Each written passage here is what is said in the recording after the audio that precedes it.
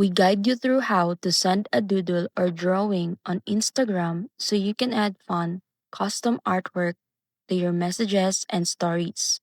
First thing you need to do is to open the Instagram app and swipe right to open the stories camera, or go to your DMs and open a chat where you want to send the drawing. If you're in the stories, take a photo or tap create, then tap the draw icon in the top right corner, which looks like squiggly line. Now, choose your brush style and color from the tools and use your finger to draw anything you want directly on the screen, like hearts, shapes, or handwritten words. If you make a mistake, just tap the undo arrow to remove strokes for sending a doodle in the direct messages.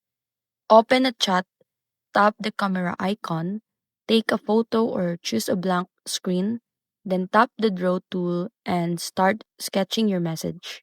You can make your drawing more creative by changing brush thickness, using neon or marker effects, and zooming in for more detailed designs. Once you're done, tap done or send to share your doodle instantly. This is a fun way to send personalized messages that stand out from normal text, and it works on both Android and iPhone versions of Instagram.